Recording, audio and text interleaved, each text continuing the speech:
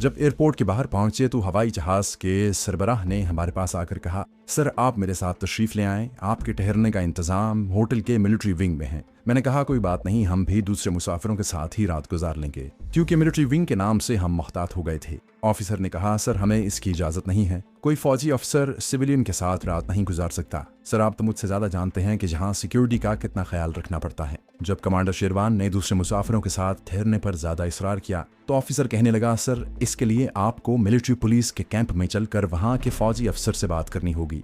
अब मजबूरी थी, हम किसी फौजी अफसर के पास नहीं जाना चाहते थे। मैंने आंखों ही आंखों में कमांडर शेरवान को इशारा करके मिलिट्री विंग की तरफ ही चलने का कहा। मेरा ख्याल था किसी होटल टाइप के 2-4 कमरे होंगे, वहीं रात गुजार लेंगे। कमांडो ने ऑफिसर से कहा, ओके ऐसी बात है तो हम डिसिप्लिन की पाबंदी करेंगे, चलो हमें मिलिट्री विंग में ही ले चलो। एयरपोर्ट के होटल की इमारत के पहलू में एक बैरक सी बनी हुई थी, वहाँ खूब रोशनी हो रही थी। अहाते के इर्द गिर्द खारदार तार की बाड़ लगी थी। गेट पर छोटा सा बूथ बना हुआ था। मिलिट्री पुलिस के 2 जवान स्टेन गन्ने कांधे से लटकाए गेट की दोनों जानिब खड़े थे। गेट बंद था। ऑफिसर हमें उनके पास छोड़कर चला गया। मिलिट्री पुलिस के जवानों ने हमें देखकर जोर से सैल्यूट मारा और एक जवान ने बड़े अदब से कहा, सर आपका आईडी और पे बुक नंबर हमें रजिस्टर में दर्ज करना होगा, प्लीज अपना आईडी कार्ड और बुक दे दीजिए। उस वक्त महसूस हुआ कि हम मुसीबत में फंस गए हैं, मगर कमांडर शेरवान ने अपने हवास बरकरार रखे। वो मेजर की वर्दी में था।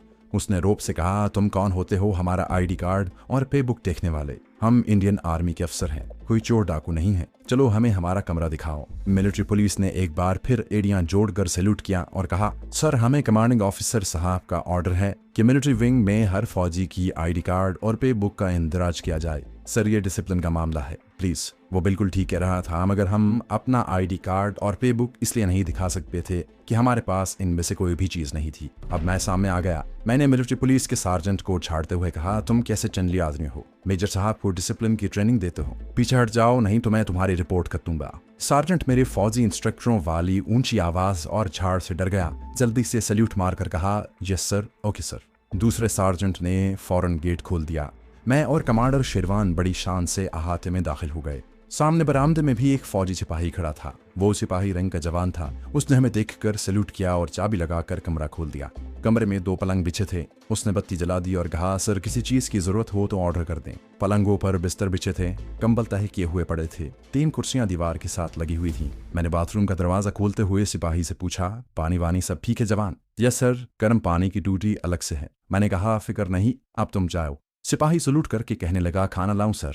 कमांडर शेरवान ने कहा, नहीं जवान, खाना हमने खा लिया है। सिपाही चला गया तो मैंने बरामदे में खुलने वाली खिड़की का पर्दा हटा दिया। खिड़की के शीशे में से मुझे मिलिट्री विंग का गेट नजर आ रहा था। मैंने देखा कि बाहर जो फौजी सार्जेंट पहरे पर खड़ा था और जिनको हमने डांट टपट करके अपना आईडी कार्ड और पे बुक दिखाए बगैर अंदर आ गए थे, उनमें से एक सार्जेंट तो गेट के आगे खड़ा था और दूसरा गेट के छोटे से बूथ के अंदर किसी को टेलीफोन कर रहा था। मेरी छठी हिस्स ने बेदार होकर मुझे खबरदार कर दिया। मैंने कमांडर शेरवान को वो मंजर दिखाते हुए कहा, मामला गड़बड़ होता दिखाई दे रहा है। मेरा ख्याल ये है कि सार्जेंट अपने कमांडिंग ऑफिसर को रिपोर्ट कर रहा है कि हम लोग डिसिप्लिन की खिलाफ वर्जी करके अंदर आ गए हैं। अपने सीईओ को रिपोर्ट करना उसकी ड्यूटी में शामिल था। उसकी जगह अगर मैं होता तो मैं भी ऐसा ही करता। फौज में डिसिप्लिन चलता है, डिसिप्लिन को तोड़ना बहुत बड़ा जुर्म समझा जाता है। कमांडर शेरवान बूथ की तरफ देख रहा था। कहने लगा, मेरा ख्याल है ऐसी कोई बात नहीं, वो शायद एयरपोर्ट वालों को फोन कर रहा है। कमांडर शेरवान मामले की संगीनी को न समझ सका। उसने मुझे भी उस तरफ से बेफिक्र हो जाने की तलकीन करते हुए कहा, ये तुम्हारा वहम है,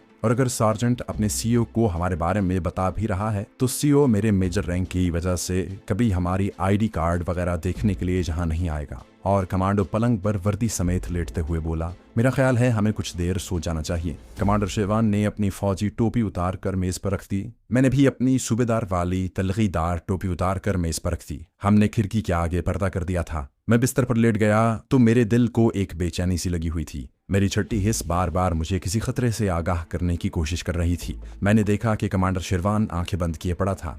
बाहर चारों तरफ खामोशी थी। मैं लेटा हुआ जरूर था मगर मेरी आंखें खुली थी। टेलीफोन करने वाला मिलिट्री पुलिस का सार्जेंट मेरी नींद उड़ा कर ले गया था। मैंने कमांडो से कहा, मेरा ख्याल है कि अगर हम यहाँ आने की बजाय अंबाले कैंट के किसी होटल में चले जाते तो ज्यादा अच्छा होता। कमांडर शेरवान आंखें उसी तरह बंद किए हुए बोला, दोस्त अब इन बातों के सोचने का वक्त नहीं, कुछ नहीं होगा। बत्ती बुझाकर तुम भी सो जाओ। सुबह की फ्लाइट में बड़े आराम से श्रीनगर पहुंच जाएंगे। लेकिन मेरी बेचैनी दूर नहीं हो रही थी। मैंने उठकर कमरे की बत्ती बुझा दी। कमरे में अंधेरा छा गया था। मैंने खिड़की का पर्दा एक तरफ कर दिया। दोस्तों, आगे बढ़ने से पहले आपसे गुजारिश है कि अगर आपने अभी तक इस चैनल को सब्सक्राइब नहीं किया तो इसे सब्सक्राइब कीजिए और वीडियो पसंद आने की सूरत में इसे लाइक, शेयर और कमेंट करके हमें बताइए कि आपको हमारी वीडियो कैसी लगी। तो आइए कहानी की तरफ चलते हैं। शीशों में से गेट की रोशनी का अक्स कमरे में पड़ने से कमरे की तारीक फजा बेमालूम अंदाज में रोशन सी हो गई थी, लेकिन बाहर से देखने वालों को अंदर कुछ नजर नहीं आ सकता था।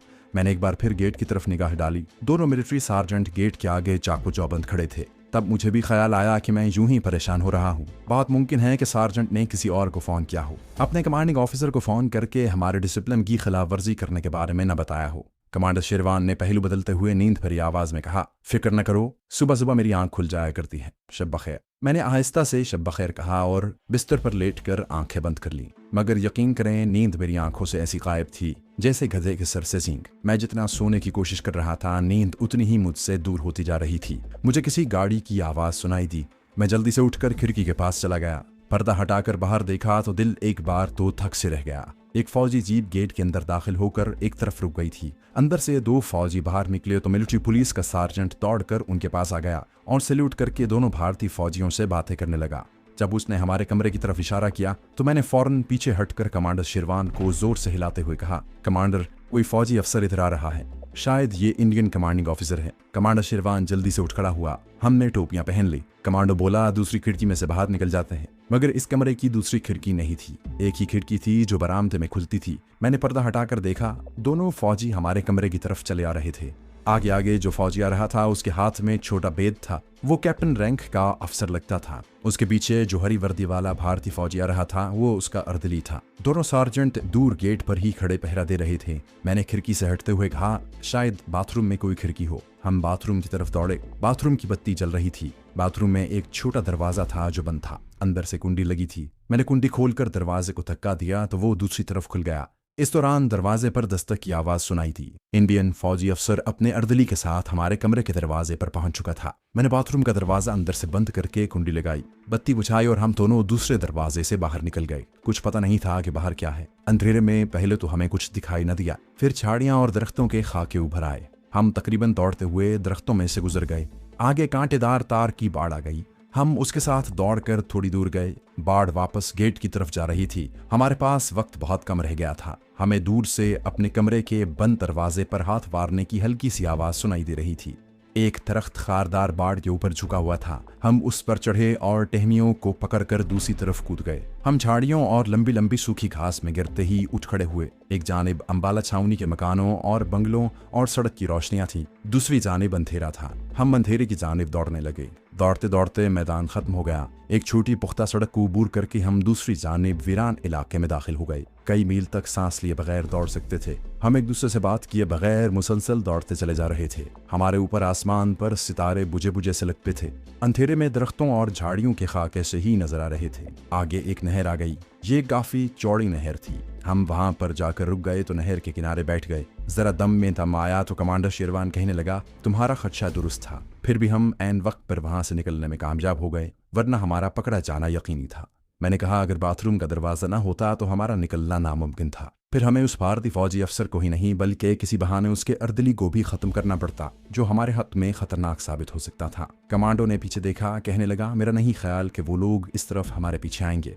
मैंने उठते हुए कहा, तुम्हारा ख्याल गलत है। वो इंडियन मिलिट्री ऑफिसर अपने अर्दली के साथ उस वक्त तक दरवाजा तोड़कर अंदर दाखिल हो चुका होगा और उन्हें यकीन हो गया होगा कि हम जाली फौजी अफसर थे और यकीनन दुश्मन मुल्क के जासूस थे।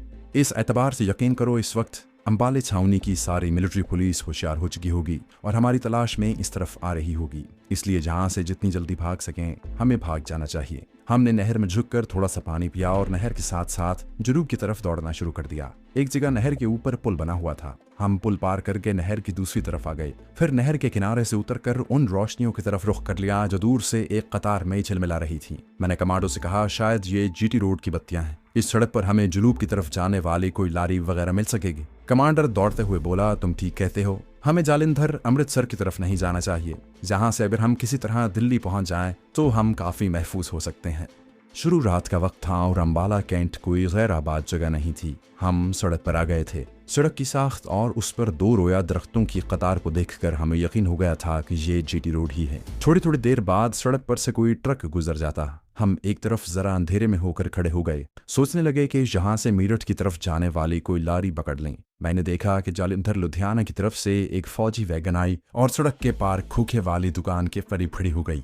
वैगन की बत्तियां बुझीं और अगली सीट पर से एक फौजी जो सिपाही लगता था निकलकर खोखे के पास जाकर कुछ खरीदने में मसरूफ हो गया। मैंने कमांडो से कहा हम इस फौजी वैगन में सवार होकर आगे जाएंगे। फिर मैंने कमांडर शेरवान को बताया कि उसे क्या करना होगा। दूसरे लम्हे कमांडर शेरवान एक फौजी मेजर की तरह चलता हुआ फौजी वैगन की तरफ बढ़ा। मैं उसके साथ साथ था। वैगन के पास जाकर कमांडर शेरवान ने वैगन के बोनट पर हाथ मारकर फौजी सिपाही को अपनी तरफ मुतवज्जे करते हुए कहा, तुम इधर क्या कर रहे हो, वापस आओ। दुबला पतला सिपाही दौड़कर करीब आया। अपने सामने भारतीय वर्दी में मलबूस एक मेजर और एक सूबेदार मेजर को देखकर उसने जोर से सैल्यूट मारा और बोला, सर सिगरेट लेने को रुक गया था। कमांडो शेरवान ने उसे ऑर्डर देते हुए कहा, पीछे बैठो, हमें मीरठ छावनी तक जाना है, हमारी स्टाफ कार खराब हो गई है, गो। भारतीय सिपाही ने, जो वाकई सिपाही रैंक का था, जल्दी से जेब से गाड़ी की चाबी निकालकर कमांडर को दी और खुद सिगरेट का पैकेट पतलून की जेब में डालते हुए वैगन के पीछे सवार हो गया। मैं और कमांडर शेरवान अगली सीटों पर बैठ गए।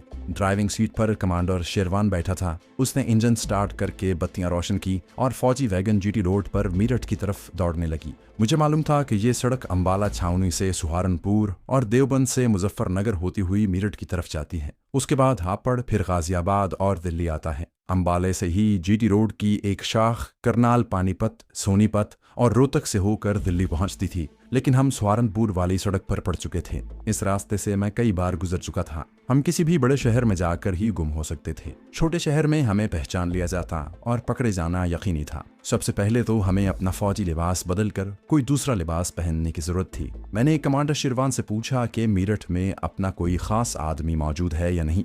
कमांडर ने कहा कि दिल्ली में तो अपने 2 आदमी हैं, जिनमें एक गुल खान है, तुम उसे मिल भी चुके हो, मगर मीरठ में जहां तक मेरी मालूमात का ताल्लुक है अपना कोई आदमी नहीं। जैसे जैसे हमारी फौजी स्टेशन वैगन आगे बढ़ रही थी, रात गहरी हो रही थी, भारतीय सिपाही पीछे बैठा था, उससे छुटकारा हासिल करना भी जरूरी था। ये हमने पहले ही तय कर लिया था कि अंबाला छावनी से निकलने के बाद इस भारतीय सिपाही को उतार दिया जाएगा। जब हम अंबाले से काफी दूर निकल आए तो कमांडर शेरवान ने गाड़ी एक तरफ रोक दी। भारतीय सिपाही जल्दी से बाहर निकल आया। सर क्या बात है, उसने पूछा। कमांडो ने बोनट उठाते हुए कहा, इंजन गर्म हो गया है, इधर देखो कहीं से पानी मिल जाए तो डिब्बा भर कर ले आओ। Yes sir. भारतीय सिपाही ने वैगन के अंदर से टीन का डिब्बा निकाला और खेतों में पानी की तलाश में निकल गया। उसके जाने के 2-3 मिनट बाद हम वैगन में बैठ गए। वैगन स्टार्ट हुई और हम उसे वहां से तेजी से निकाल कर आगे ले गए। हम सहारनपुर, देवबंद और मुजफ्फरनगर से भी आगे निकल गए। जिस वक्त हम मीरठ पहुंचे तो पौ फट रही थी। शहर में दाखिल होने की बजाय हमने वैगन शहर से बाहर एक मॉडर्न इलाके में एक ग्राउंड के पास खड़ी कर दी। हम वैगन से उतर आए। कमांडर ने कहा, मेरा ख्याल है यहाँ हमें वैगन छोड़ देनी चाहिए और दिन किसी होटल में गुजारने के बाद रात को दिल्ली की कोई गाड़ी पकड़नी चाहिए। कमांडर का ख्याल बिल्कुल ठीक था, क्योंकि इस वक्त सूरत हाल ऐसी बन गई थी कि हम न तो बजरिया लारी और ना ही बजरिया ट्रेन या हवाई जहाज मीरठ से वापस श्रीनगर की तरफ जा सकते थे।